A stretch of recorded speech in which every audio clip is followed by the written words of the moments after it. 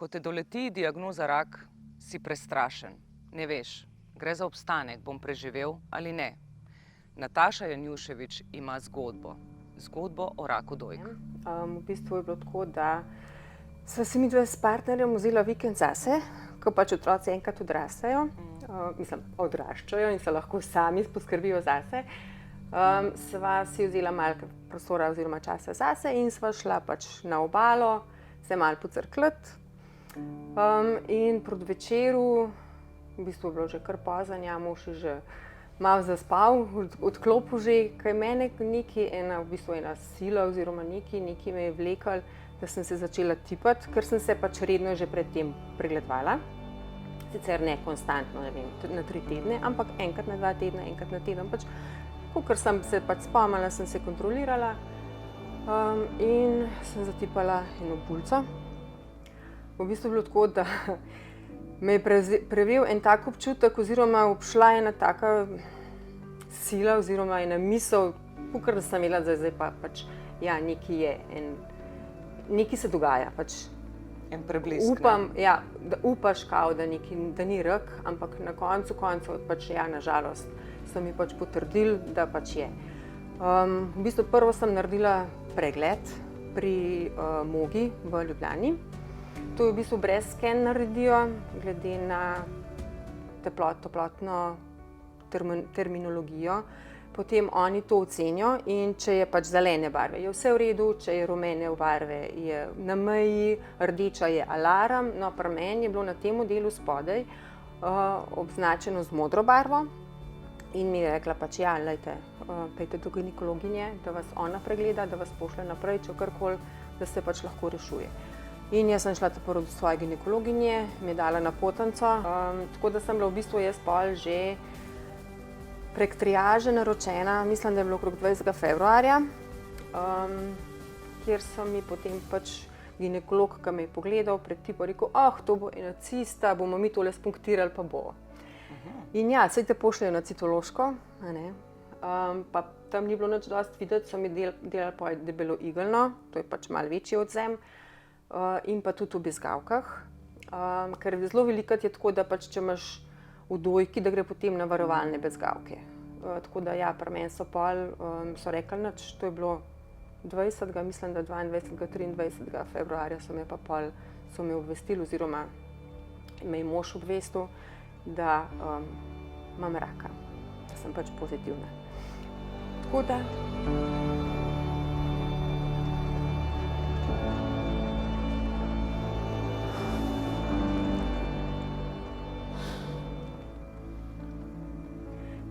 takrat je bil moj prvo vprašanje,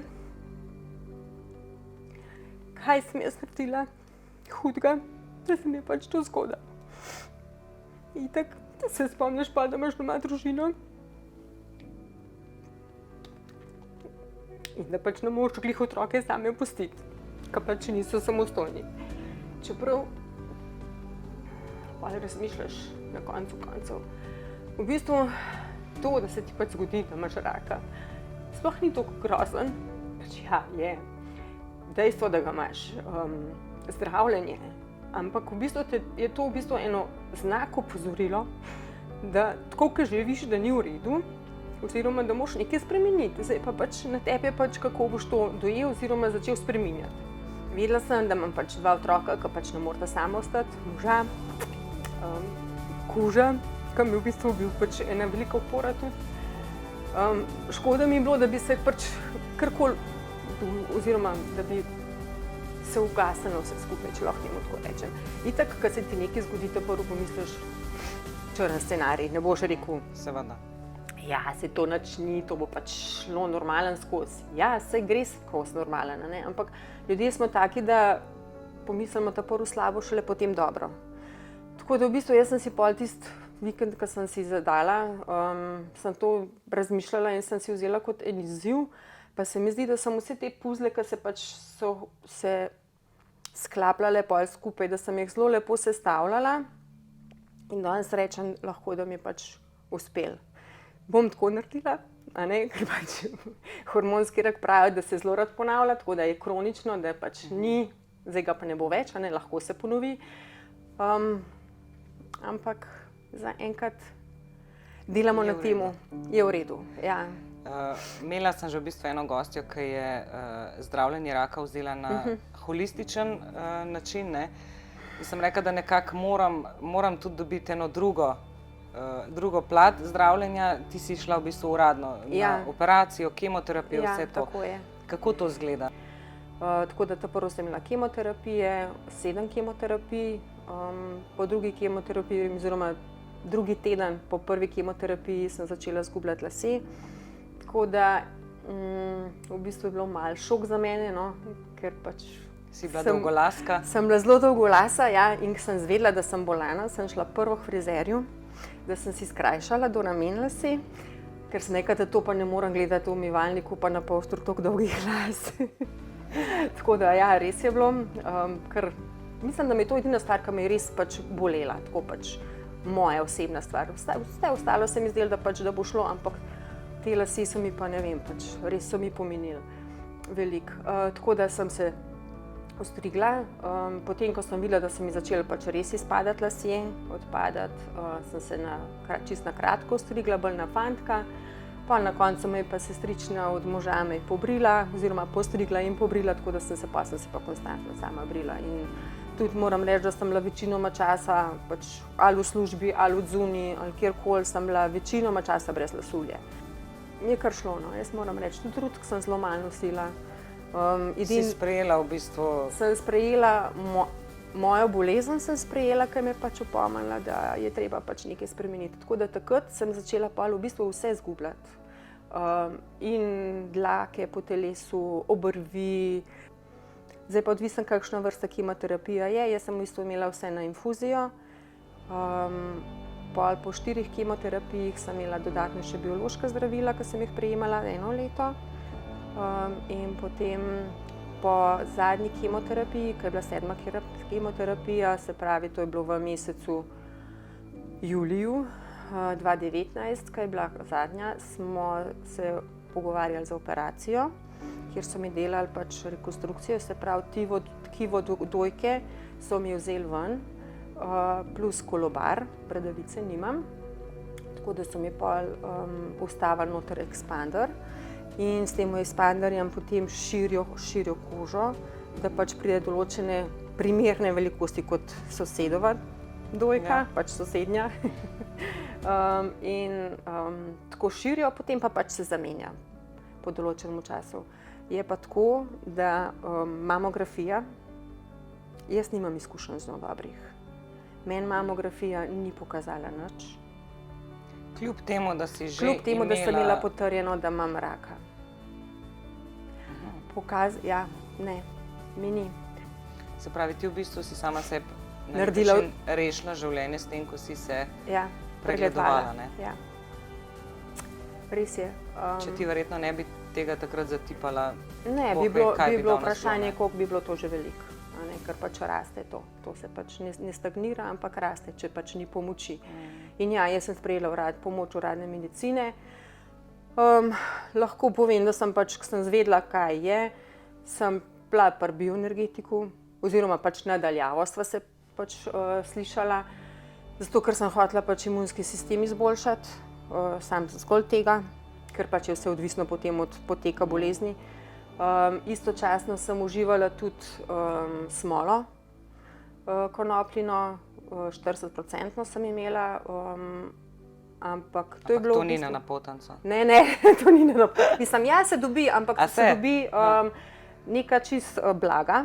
Aha, ker nič ne pomaga zares, ja, ne. No, ta je pač bila, je pač normalno, uradno kupljena vse, ampak zdaj jo ne moram več. Tako da zdaj, če mi jo eden samo spomnim, mi je kar slabo. Ampak kaj ti je bilo recimo najhujše pri samem zdravljenju, pri tem, ker koliko časa je recimo to intenzivno trajalo? Ja, v bistvu meni je trajalo to intenzivnost, da je bila od, se pravi, februarja 2019 do, jaz sem bila v bistvu februarja 2020 nazaj v službi. Tako da v bistvu je bilo najbolj aktivno je bilo nekje do operacije oziroma okrevanja po operaciji ta prvi. Se pravi, če rečem, ne vem, avgusta je bila, septembra, oktobra, potem se je pa pač že vse počasi umirilo. Je pa tako, ne, pač dokler so vsi ti pregledi, lahko greš tudi na psihološko pomoč, če želiš. Pač jaz sem imela občutek, da jo ne rabim, pač nisem šla. Jaz sem normalno živela, pač nisem nehala živeti, sem hodila v službo, sem se pustila seveda malo bolj pedenati, če lahko po domače tako rečem, ne, pač nisem bila prva za vse, sem imela kar dosti pomoči s strani svojih domačih. Tudi v službi so mi šli dosti na roke, tako da potem, ko sem recimo dobivala 6., 7., 8. kemoterapijo, sem imela vedno po kemoterapiji občutek, da bi imela gripo. Tisto, ki te trga po kosteh, ki ne veš, a ti bo kaj ven padel, ali je kaj pač uteklina ratala, ampak res te trga, kot da bi te en narazen vlekel. Pa malo kuhaš tudi, ne. Tako da tiste tedne sem imela pa vedno pač, ali sem šla na Jesenice v bolnico, ker pač ni šlo drugače, da sem imela tam pod kontrolo, ker sem imela diarejo, ali sem imela ful vnetje v ustih, sem imela pač te afte, ali pa enostavno sem bila čisto brez moči, tako da nič ni bilo od mene. Mogoče tudi malo panike, pol, ko pač nič nisi mogel, tako da sem bila vedno pol, za en teden so me dali na oddelek. Pa sem pa šla pa domov, pa je bilo pa normalen. In po operaciji, ki sem imela avgusta, sem pa pol nehala čist delati, ker pač prej sem še malo delala, no. Nisem mogla si pa videla, da se moraš umiriti, ne? Jaz bom tako rekla, no, jaz mislim, da sem malo pretiravala, ker pač mogoče nisem hotela sprejeti čist tega, pač kaj se dogaja, in sem se hotela zamotiti malo in sem delala 4 kemoterapije 100%, razen en dan, mogoče vmes, ker pač sem imela kemoterapijo, da sem bila odsotna. Potem pa te tedne, ko sem bila pač v bolnici in ko je bil že imunski sistem toliko slab, sem pol delala po 4 ure od doma, ali pa mogoče še z bolnice celo. Tako da sem imela še tam malo kontrole, ampak pol po operaciji sem pa res rekla, da pa ne gre več. Kaj ti je bilo recimo pri celotnem tem procesu zdravljenja, od takrat, ko si ugotovila, do takrat, ko si se pozdravila, kaj ti je bilo v bistvu najtežje?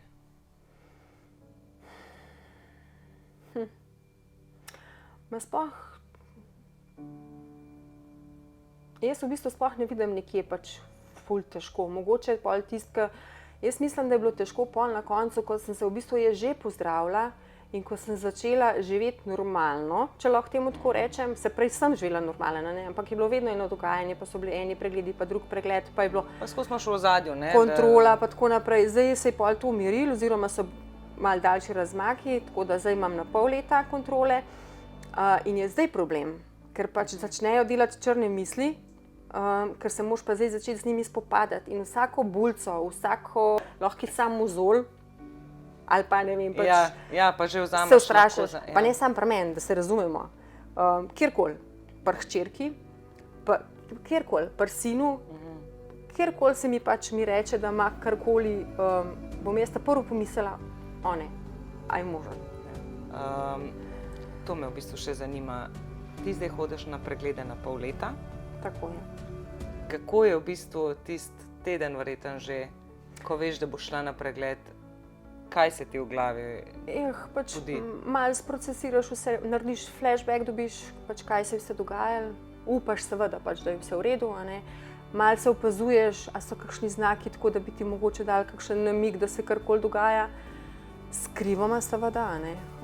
Pač vse skupaj, ko pač malo opazujem za nazaj, pa gledam, kako je bilo pol vmes med zdravljenjem, pa zdaj kako je. Jaz moram reči, da mi je bilo to, jaz pravim, da je v vsaki nesreči nekaj dobrega. Vsaka slaba stvar se zgodi z namenom, oziroma pač moraš z tega ven dobro potegniti. In mene je pač opomnilo, da pač delo ni vse, da moraš malo nase gledati, se posvetiti tudi sebi, ja, da se razume, pač družina, otroci, šola, seveda, definitivno, ampak moraš tudi čas zase vzeti.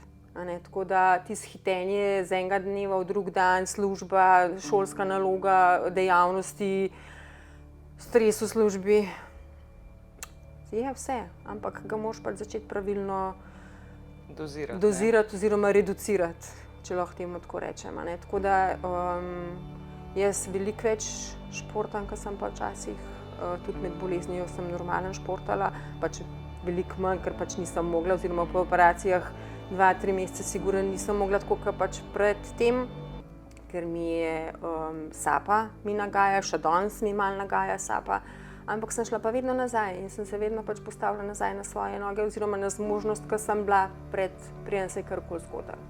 Tako da jaz toplo priporočam, da se res posvetijo sebi. Koliko je Nataša danes drugačna, kot je bila 4 leta nazaj?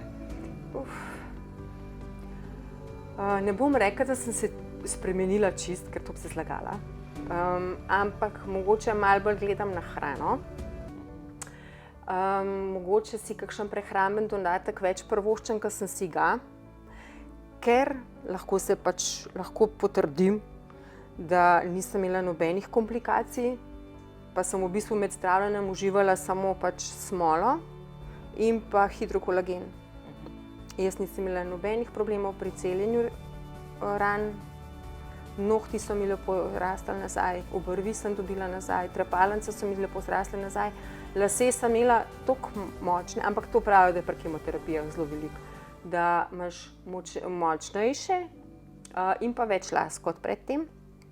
Pa nobeden ni bil siv, prav nobeden, zdaj so že, no, da se že spet kažejo oziroma rastejo. So šli normalno nazaj, ne? Tako da, ja, je, malo sem naredila na sebi, no, pač.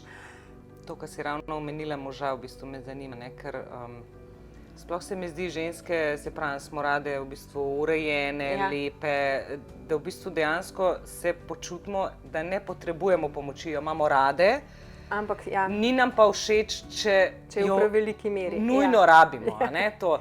In zdaj mož je verjetno v tisti fazi, ko si imela in kemoterapijo in to vse, kako je on to doživljal? Ja, jaz mislim, da je bil on bolj obremenjen s tem, kot jaz, ker pač jaz sem si to zadala, ja, pač na tem vsem zdaj moram to dati skozi.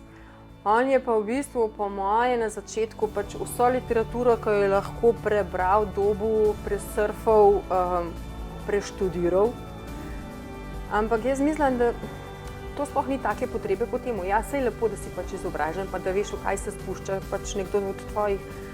Ampak zraven tudi zveš tisto, kar pač ti v bistvu ne pride v pomoč. Ker, tako kot sem že prej rekla, pač ne zaključa vse s srečnim koncem. Pač so tudi slabe zadeve oziroma tudi težke situacije in je bil zelo, no. Pač moram reči, da je bil kar zelo obremenjen. Bil mi je v veliko podporo, ogromno stvari, tudi doma, kar se tiče gospodinjstva in tega vsega. Ampak je pa tudi bil v bistvu nemočen, no. In moškam to glih najbolj ni všeč, da so nemočni. Ja. Tako da... Te je strah, da bi se ti ponovili? Ja. Definitivno, ker je možnost. Pač, tako, kot sem rekla, rak je kronična bolezen, nikjer ni zagotovila, da ga ne bo. Zato pač tudi probam majhen boljš živeti, kot sem pa, oziroma boljš.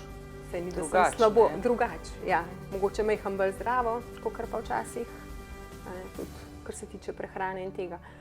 Tako da, predvsem pa tudi svežega zraka in pa kisika. No, si na Gorenjskem doma, ne, tega svežega zraka imaš v izobilju. Mogoče se lahko pohvalim, no, mislim, kakšen bi me vprašal po zdravju, ampak jaz sem se z letošnjim novim letom, oziroma 2022-2023, sem se začela kopati v jezeru. Ja, ker pač se mi zdelo, da pač mi bo to ful pasalo in se mi res paše. Tako da v bistvu zdaj poleti, ko imam kar problem, ker je vse pretoplo. Tako da, ja, ali grem, ne vem, v kakšno Radovno, ki je ful mrzla, ker Sava je pretopla. Na žalost, Blejsko jezero sploh. Plus tega, da moram pač paziti zaradi čistoče vode, ker zaradi roke, ker nimam bezgavk, se mi lahko pač poveča limfadem in pol imam še več problemov lahko, ampak dobro, kakor imam je v redu.